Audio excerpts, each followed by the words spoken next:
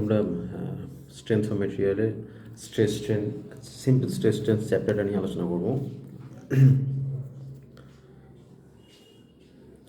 Simple stress বলতে আমরা কী বুঝি? কোনো একটি বস্তুর ওপর বাহ্যিক কোনো বল প্রয়োগ করলে বস্তুটার অভ্যন্তরে যে প্রতিক্রিয়া বলের সৃষ্টি হয় তাকে বলা হয় স্ট্রেস। সিম্পল স্ট্রেসকে আমরা মোটামুটি 3 ভাগে ভাগ করতে পারি বা 3 ধরনের হয় বলতে পারি। এক tensile stress, 2 compressive stress and 3 shear stress. স্ট্রেসের ইউনিট, স্ট্রেসকে লোড বাই এরিয়া বা ফোর্স বাই এরিয়া দিয়ে ডিনোট করা হয়। ফোর্সকে যদি এফ ধরে নিই আর এরিয়াকে যদি এ ধরে নিই, সো স্ট্রেসকে যদি সিগমা ধরা হয়, sigma is equal to F by A. এবার আসা যাক ইউনিটে। লোডের স্ট্রেসের ইউনিট কীভাবে ডিনোট হবে? এম ইন্টু জি হচ্ছে গ্র্যাভিটেশনাল অ্যাক্সিলারেশন। এম জিকে আমরা একত্রে কেজি বা নিউটনে ডিনোট করতে পারি। আর তলায় রইল area is equal to metre square বা সেন্টিমিটার স্কোয়ার দিয়ে ডিনোট করতে পারি। সো স্ট্রেসের ইউনিট হচ্ছে নিউটন পার মিটার স্কোয়ার বা newton per millimetre square. Normally metre square ধরা হয় না, নিউটন পার মিলিমিটার স্কোয়ার। এটা এম কে এসে আর সিজিএসে হলে 9 সেন্টিমিটার স্কোয়ার, এরকম দুটো। এবার আসবো আমরা স্ট্রেস ডেরিভেশনে। স্ট্রেস ডেরিভেশন মিনস ফোর্সের ইউনিট হচ্ছে ফোর্স। আমরা তো বললাম force is equal to m into g, মানে মাস ইন্টু গ্র্যাভিটেশনাল অ্যাক্সিলারেশন, আর ডিভাইডেড বাই এরিয়া আছে মিটার স্কোয়ার। সো এটাকে যদি আমরা ডেরিভেশন করতে চাই, যেটা আসবে, যেটা আমি খাতায় করে দেখাচ্ছি।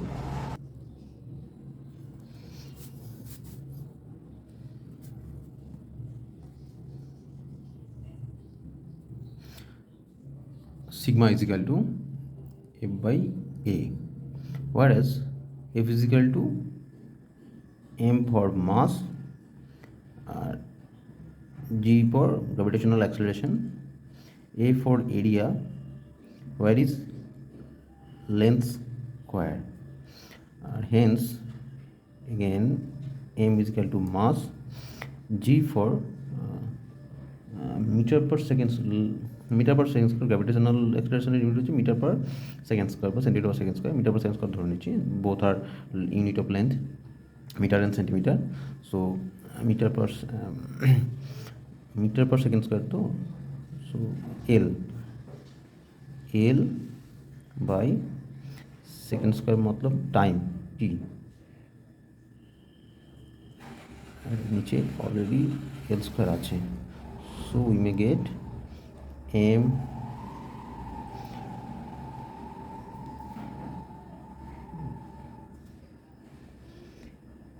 into L to the power -1 into T to the power -2. It's called unit derivation. This unit derivation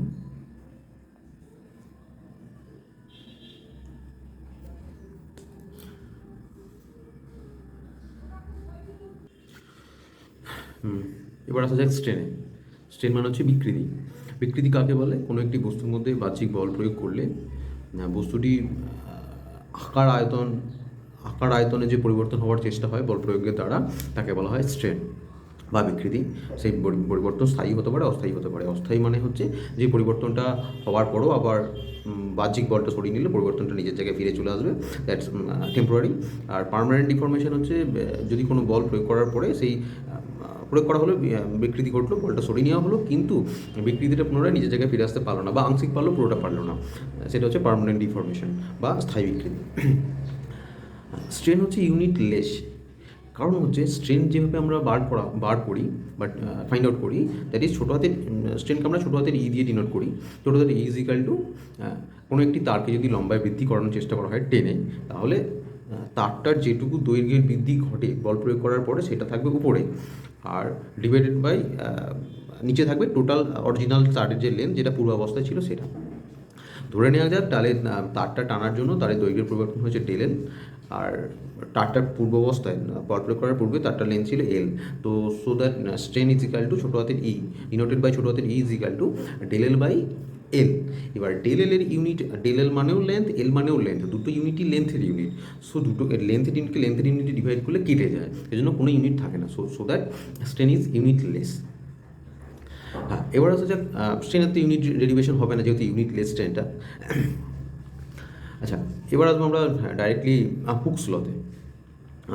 hooks ল কী বলছে,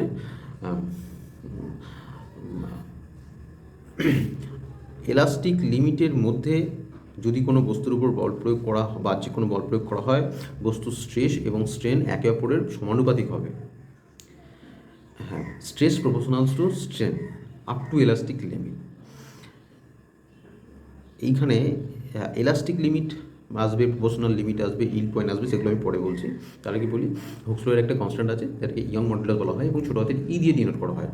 তো so that we can say ছোটো হাতে, ভুল বললাম, বড় হাতের ই দিয়ে ডিনোট করা হয়।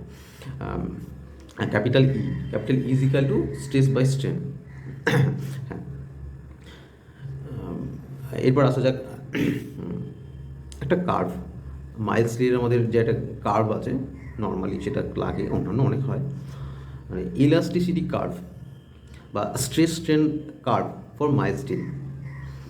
মাইলস লির স্ট্রেসের কার্ভের ছবিটা আমি এঁকে দেখাচ্ছি এবং মাইলস লির স্ট্রেস স্ট্রেন কার্ভের মধ্যে যে যে পয়েন্টগুলো আসে সেই পয়েন্টগুলো আমি বোঝানোর চেষ্টা করছি। এটা হচ্ছে স্ট্রেস স্ট্রেন কার্ভ অনুযায়ী দেখতে পাচ্ছি যদি কোনো একটি মাইলস লির প্রোডাক্টের উপরে আমরা স্ট্রেস প্রয়োগ করি তার সঙ্গে সঙ্গে স্ট্রেন হয়। এ হচ্ছে proportional limit. As per Hooke's law, এই লিমিট পর্যন্ত স্ট্রেস এবং স্ট্রেন একে অপরের প্রপোর্শনাল হবে। তার মানে যতটুকু স্ট্রেস প্রয়োগ করব, স্ট্রেন শুধুমাত্র ততটুকুই হবে এবং স্ট্রেসটা উইথড্র করে নিলে স্ট্রেনটা রিগেন হয়ে যাবে, নিজের জায়গায় ফিরে চলে আসবে। Up to proportional limit point A only. And then we are coming to point B. Point B হচ্ছে elastic limit. As per Hooke's law, stress and elastic limit পর্যন্ত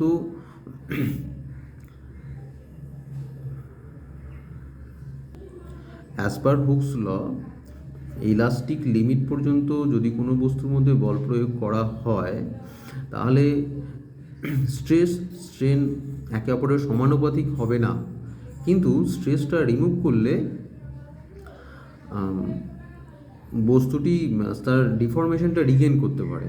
তাহলে এ আর বি পয়েন্টের মধ্যে তফাৎ কী হলো? এ আর বি পয়েন্টের মধ্যে প্লাস্টিক লিমিট আর proportional limit আর elastic লিমিটের মধ্যে এটাই তফাৎ যে প্রপোর্শনাল লিমিটে যতটুকু স্ট্রেস প্রয়োগ করব ততটুকুই স্ট্রেন আসবে, কিন্তু ইলাস্টিক লিমিটে এটা নয়, স্ট্রেসের থেকে যতটুকু স্ট্রেস দেবো তার থেকে একটু বেশি স্ট্রেন হতে পারে বা হবে, কিন্তু প্রপোর্শনাল লিমিট এবং ইলাস্টিক লিমিট দু ক্ষেত্রেই স্ট্রেনটা রিগেন হবে, ডিফরমেশনটা রিগেন হতে পারে। Next, we are coming to point C, which is upper yield point. Upper yield point বলতে আমরা কী বুঝি? আপার ইল পয়েন্ট হচ্ছে সেই পয়েন্ট যে পয়েন্টে গেলে বস্তুর মধ্যে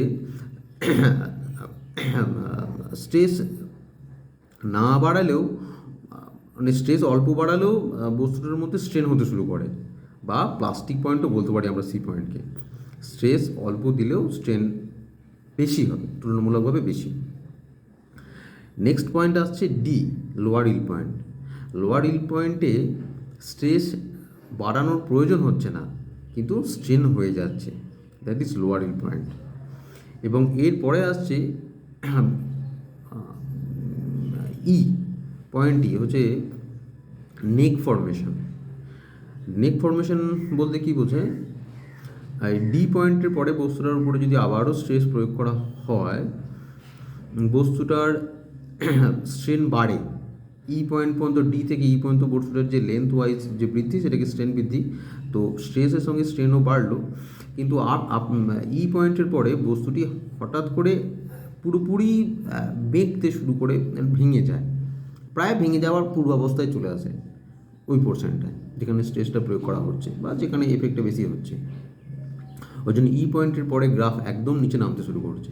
তাহলে ই পয়েন্ট হচ্ছে আলটিমেট পয়েন্ট। আচ্ছা, now we are coming in again two F, point F. Point F which is the ultimate point, that is breaking point. এই ই পয়েন্টের পরও কোনো বস্তুর উপরে যদি বল প্রয়োগ করা হয় তাহলে এফ পয়েন্টে এসে বস্তুটি ভেঙে যায়। এই হচ্ছে stress tense curve for mild still. আচ্ছা, আমরা এবারে আসবো ইয়াং মডুলাস, বড় হাতের ই, হুকস ল থেকে যে কনস্ট্যান্ট আমরা পেয়েছি তার ইউনিট কি? ইয়াং মডুলাসের ইউনিট হচ্ছে জিপিএ বা কিলোনিউটন পার এমএম স্কোয়ার, কিলোনিউটন বা গিগা পাস্কাল, কিলোনিউটন বা গিগা পাস্কাল পার এমএম স্কোয়ার। তো আমরা বই থেকে পেয়ে যাব স্টিলের আমরা এখনো পর্যন্ত জানা স্টিলের ইয়াং মডুলাস সব থেকে বেশি 220 জিপিএ, 200 থেকে 220 জিপিএ গিগা পাস্কাল, অথবা 220 কিলো নিউটন পার এমএম স্কোয়ার। এবার ইউনিট ডেরিভেশনে আসি। ইয়াং মডুলাসের ইউনিট ডেরিভেশন হচ্ছে কিলো নিউটন পার এমএম স্কোয়ার। তো কিলো নিউটন হচ্ছে ফোর্সের ইউনিট, কিলো নিউটন হচ্ছে ফোর্সের ইউনিট। আমরা ফোর্সের ইউনিট ডেরিভেশন করলে দেখতে পাবো এম ইন্টু জি। এম হচ্ছে মাস, জি হচ্ছে অ্যাক্সেলারেশন ডিউ টু গ্র্যাভিটি, আর কিলোমিটার পার এমএম স্কোয়ার হচ্ছে এরিয়া। এরিয়াকে মিটার স্কোয়ার বা সেন্টিমিটার স্কোয়ার দিয়ে ডিনোট করা যেতেই পারে। তাহলে আমি খাতা একটু দেখিয়ে দিচ্ছি।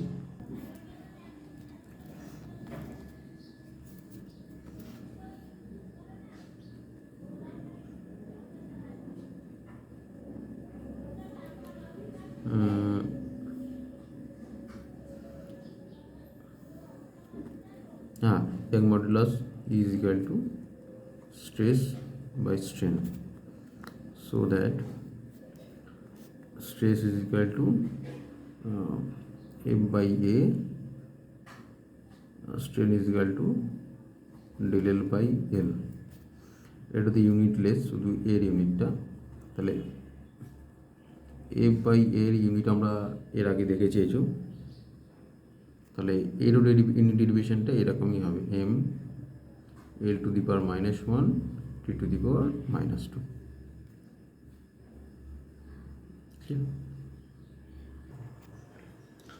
হ্যাঁ, এবার আমরা জানবো স্ট্রেস স্ট্রেন কীভাবে ফাইন্ড আউট করতে হয়, কীভাবে বার করতে হয় কোনো একটা বস্তুর ক্ষেত্রে। তো তার জন্য দরকার ফর্মুলা। তা আমরা বলতে পারি stress is equal to load by area, F by A, আর strain is equal to del L by L. আর হুকস ল থেকে পেয়ে গেছি E is equal to stress by strain, so that F by A into L by del L. So del L is equal to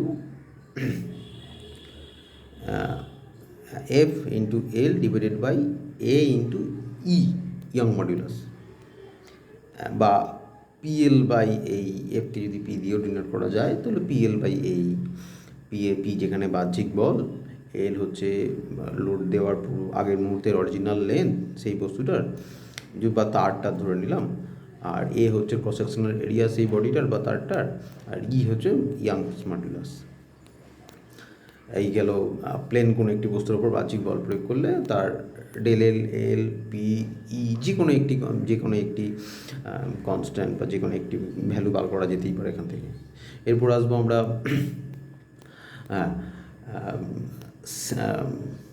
stress অথবা strain find out due to self weight. কোনো একটি বস্তুকে যদি ভারী বস্তুকে কোনো একটি hook দিয়ে যদি ঝুলিয়ে দেওয়া হয় উপর থেকে, তাহলে বস্তুটার মধ্যে যে পরিবর্তন আসে সেই পরিবর্তনের পরিমাণ কীভাবে নির্ণয় করা যাবে। এই ফর্মুলাটা ওই ফর্মুলাটার সঙ্গে সিমিলার, একটি ছোট ডিফারেন্স আছে। ডেল এল মানে elongation, not deformation, not strain. Del L মানে ইলংগেশন, আর ডেল এল বাই এল মানে হচ্ছে স্ট্রেন বা বিকৃতি। আর শুধু ডেল এল বার করা হলে সেটাকে বলা হয় ইলংগেশন বার করা। তো আমরা বার করবো ডেল এলটা, ইলংগেশন। তো del L is equal to 1/2 into PL by এই, মানে বাহ্যিক কোনো বল পি প্রয়োগের জন্য যে পরিবর্তনটা হয় সেলফ ওয়েটের জন্য তার অর্ধেক আসে ইলংগেশনটা। এই গেল ডিউ টু সেলফ ওয়েট। এবার আমরা দেখব কোনো একটি বস্তুর বিভিন্ন জায়গায় বল প্রয়োগ, কোনো একটি বস্তুর বিভিন্ন জায়গায় বল প্রয়োগ করা হলে তার মধ্যে কি স্ট্রেস বা স্ট্রেন কীভাবে কী বার করবো বা করতে হয় সেটা আমরা একবার দেখে নেব। আমি ছোট্ট একটা অঙ্ক দেখাই, সেটা হচ্ছে যে এক্সাম্পল 2.10। এক্সাম্পল 2.10তে কী লেখা রয়েছে, a steel bar of cross sectional area 200 mm² is loaded as shown in figure. ছবিতে যেটা দেওয়া রয়েছে সেটা হচ্ছে যে 300 + 500 মানে 800 mm লম্বা একটি স্টিলের বার, তার এ পয়েন্টে 50 কিলোনিউটন টেনসাইল ফোর্স এবং সি পয়েন্টেও 30 কিলোনিউটন বা 30 কিলোনিউটন টেনসাইল ফোর্স রয়েছে অপোজিট মুখে, আর মাঝখানে বি পয়েন্ট রয়েছে যে পয়েন্টে 20 কিলোনিউটন ফোর্স সেটাও রয়েছে সি পয়েন্টের দিকে টেনসাইল ফোর্স। এবার আমাকে ক্যালকুলেট করতে হবে যে এর ইলংগেশন কত বা কীভাবে বার করতে হয়। আচ্ছা, সবার আগে এর সূত্রটা জেনে নিই। এর সূত্রটা হচ্ছে এটা হচ্ছে এর সূত্র, del L = PL/AE। আমরা জানি পুরনো যে সূত্রটা, এবং সেখান থেকে এই সূত্রটা আসছে, del L = 1/AE P1L1 + P2L2 + P3L3। এবার যেহেতু এখানে তিনটে বা চারটে ততোধিক একটি বস্তু নয়, অনেকগুলো বস্তুর ফোর্স এবং সেই কটা বস্তুর লেন্থ ডিপেন্ড করছে, এরিয়াটা ফিক্স যেহেতু আমরা দেখতে পেয়ে গেছি, লিখে দিচ্ছি স্টিল বারটা 200 mm² এরিয়া, সেখানে এরিয়া ফিক্স, সেই জন্য এরিয়া আর ইয়ং মডুলাসকে নিচে ফিক্স রাখা হয়েছে, এবং P1 L1 P2 L2 করে তিনটে এখানে সেকশন বা দুটো সেকশন এখানে পাবো, সেই তিনটে সেকশনে আলাদা করে লেন্থ এবং লোড আলাদা করে দেওয়ার ব্যবস্থা রয়েছে এই সূত্রটার মধ্যে। এবার আসি ফর্মুলা ম্যাথটার মধ্যে। হ্যাঁ, এবার আমাকে বার করতে হবে লোড, মানে লোডটার কীভাবে ভাগাভাগি হচ্ছে, কেননা P1 না বার করতে পারলে তো আমি বার করতে পারবো না, আর L1 বার করতে পারবো না। তাহলে 300 mm যে পিসটা হবে বা 500 mm যে পিসটা হবে, যেগুলো আলাদা আলাদা জায়গায় আলাদা আলাদা লোডের ব্যবস্থা আছে। 300 mm যে লেন্সটা রয়েছে এ আর বি, এবি যে সেকশানটা, এবি সেকশানে যদি বাঁ দিকে 50 কিলোনিউটন রয়েছে এবং ডান দিকে 20 কিলোনিউটন রয়েছে, এবি সেকশানটা যদি আমরা ধরে নেওয়া যায়, তাহলে ডান দিকে আমরা জানি কোনো একটি বলের সমান ও বিপরীতমুখী প্রতিক্রিয়া বল থাকে। তা যদি বি পয়েন্টে 20 কিলোনিউটন লোড থাকে টেনসাইল, তাহলে এই পয়েন্টেও টেনসাইল লোড 20 কিলোনিউটনই থাকা উচিত। তো তাহলে এ বি সেকশানের জন্য আমাকে ধরে নিতে হবে 20 কিলোনিউটন লোড বাঁ দিকে, 20 কিলোনিউটন লোড ডান দিকে প্রেজেন্ট রয়েছে। তো সো দ্যাট এই পয়েন্টে কিন্তু এগেন 30 কিলোমিটার লোড এক্সট্রা রয়ে গেছে, আরও টেনসাইল ফোর্স রয়েছে বাঁ দিকে 30 কিলোমিটার, এবং আমরা দেখতে পাচ্ছি সি পয়েন্টে আরও 30 কিলোমিটার লোড টেনসাইল রয়ে গেছে। তখন আমাদের ধরে নিতে হবে এ এবং সি টোটালটা একটি বার এবং টোটাল একটি সেকশন। এই টোটাল সেকশনটায় বাঁ দিকে 30 কিলোমিটার টেনসাইল এবং সি পয়েন্টের ডান দিকে 30 কিলোমিটার টেনসাইল, মানে বোথ সাইডে 30 কিলোমিটার এস সি সেকশনে হয়ে গেল, এবং এই বি সেকশনে বোথ সাইডে 20 কিলোমিটার ট্রেস চলে এলো।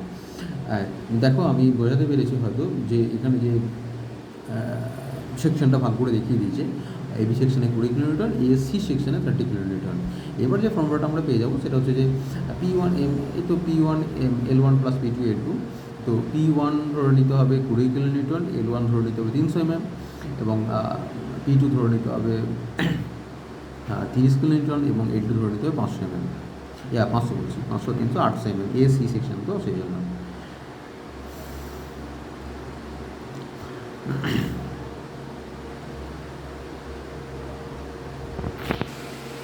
হ্যাঁ, এই অঙ্কটার মধ্যে দেখো 20 কিলোনিউটন × 10³ করেছে, এটা আমি বলিনি, পেরিয়ে গেছি, সেই জন্য এটাকে ক্লিয়ার করছি। দেখো ই এর ভ্যালু দিয়ে দিয়েছে ই = 200 GPa। 200 GPa মিনস হচ্ছে 200 kN/mm², আর এখানে 200 kN/,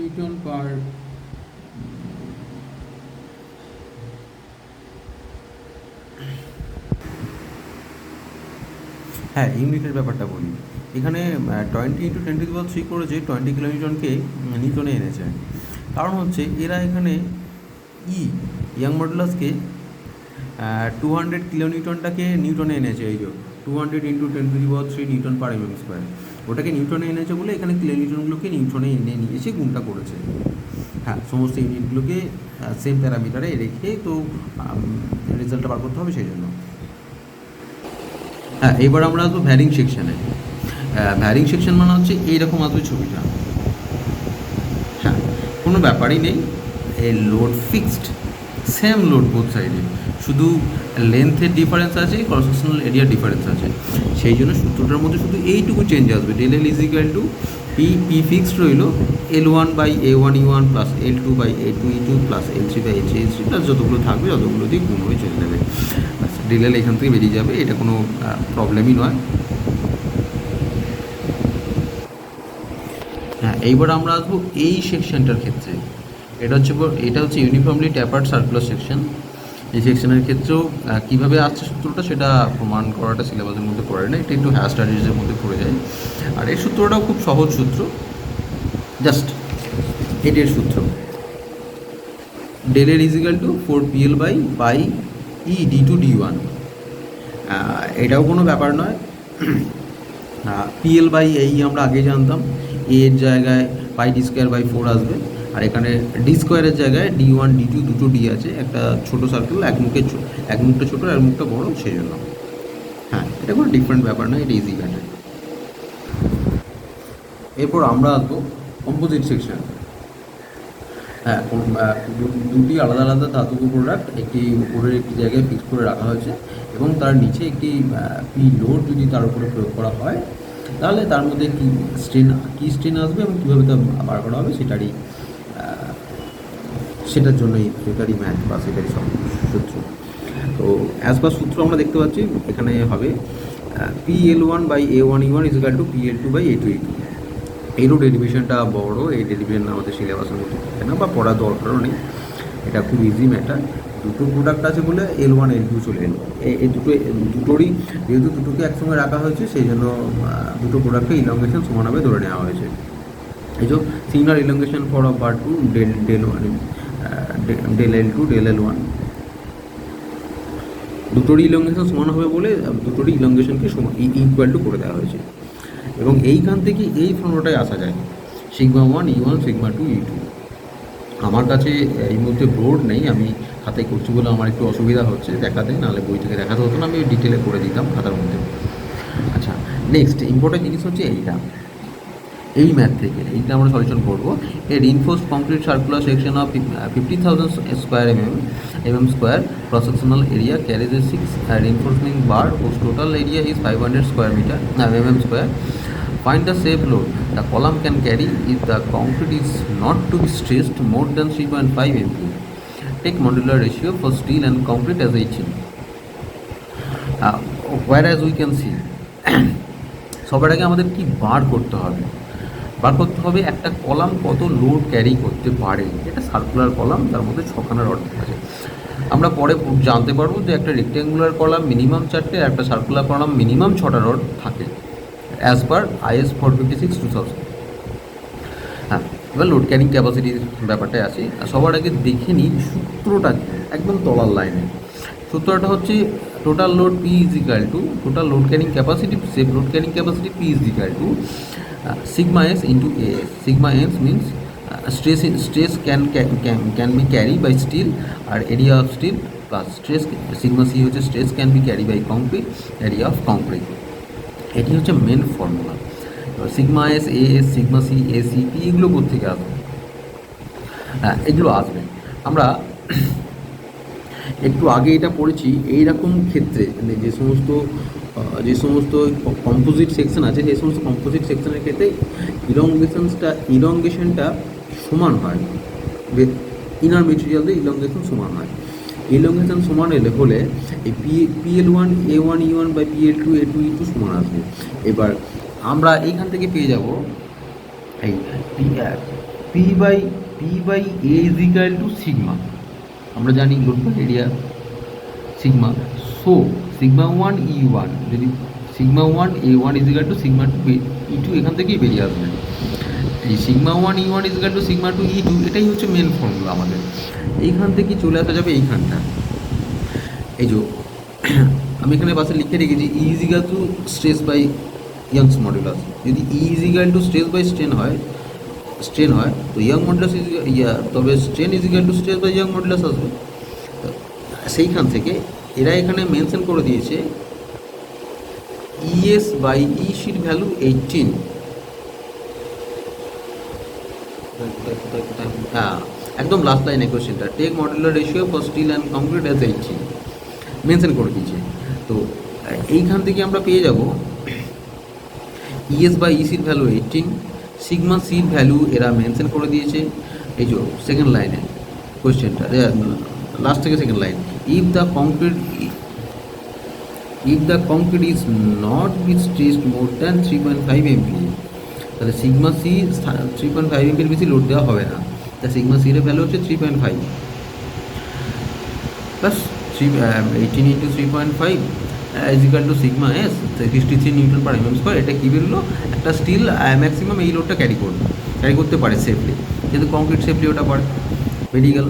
টোটাল লোড সেফলি কীভাবে ক্যারি করতে পারবে, কী পরিমাণ ক্যারি করতে পারবে সেটা বেরোবে এই সূত্রটা থেকে।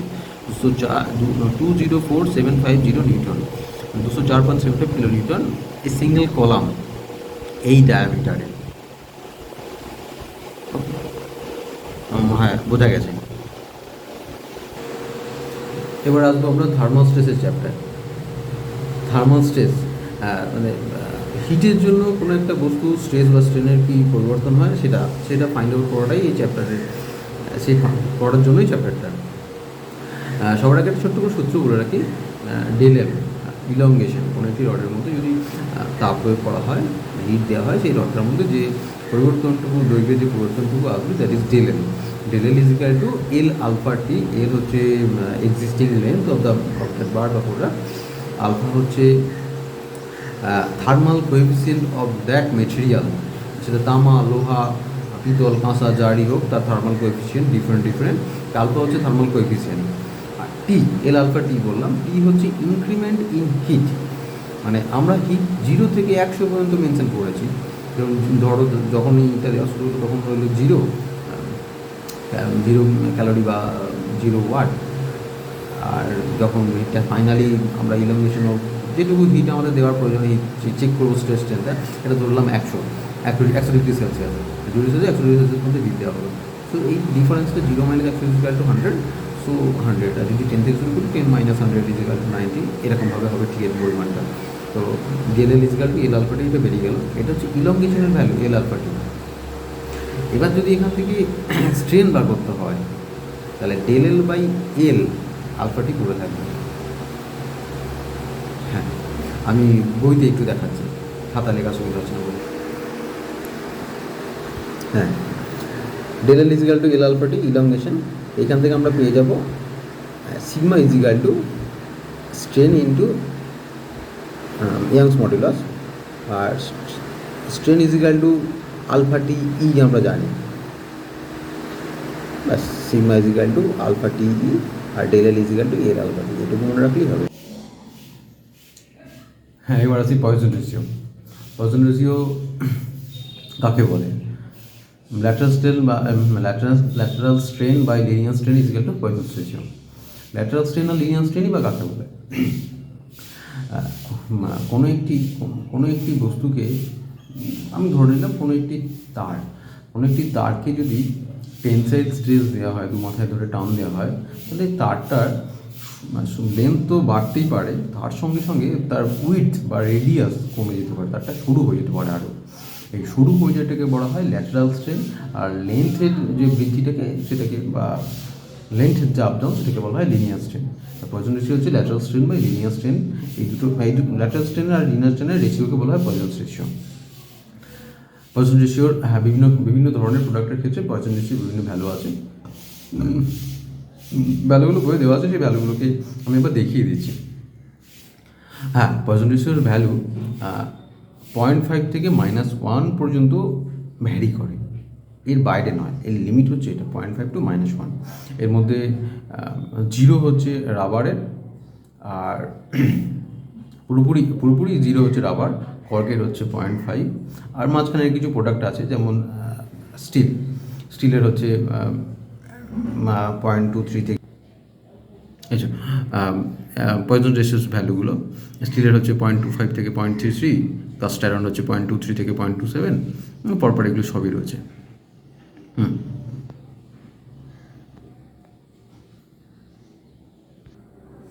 এরপরে আসবো আমরা ভলিউমেট্রিক স্ট্রেন।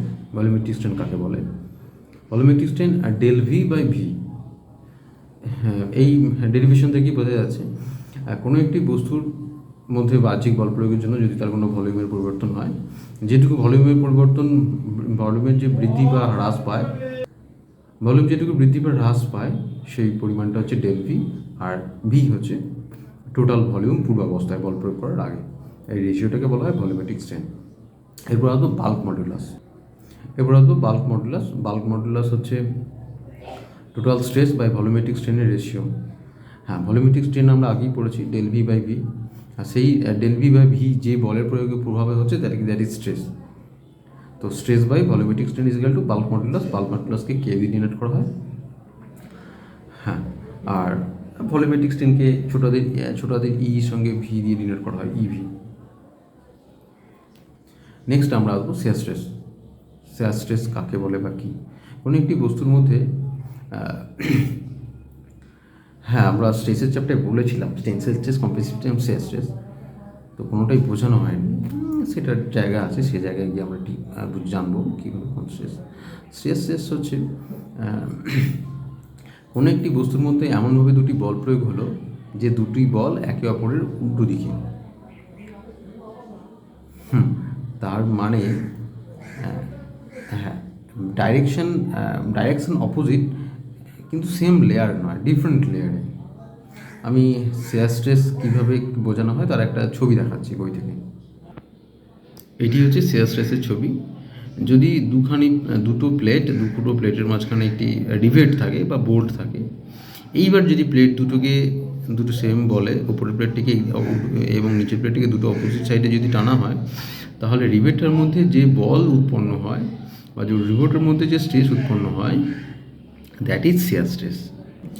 এবং শেয়ার স্ট্রেসের জন্য যে বিকৃতি ঘটে that is share strain.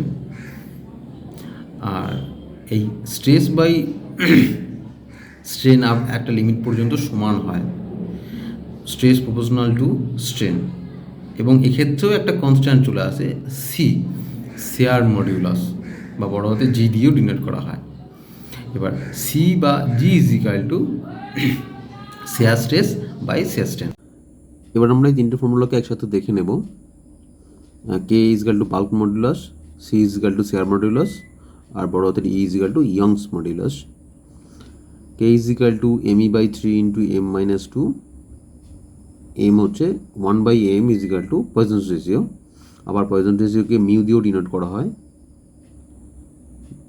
Second ফর্মুলাটা C is equal to m E by 2 into m plus 1, আর থার্ড ফর্মুলাটাই তিনটের কম্বিনেশন কে, সি আর ই কে নিয়ে, is equal to 9 kc by 3k plus C.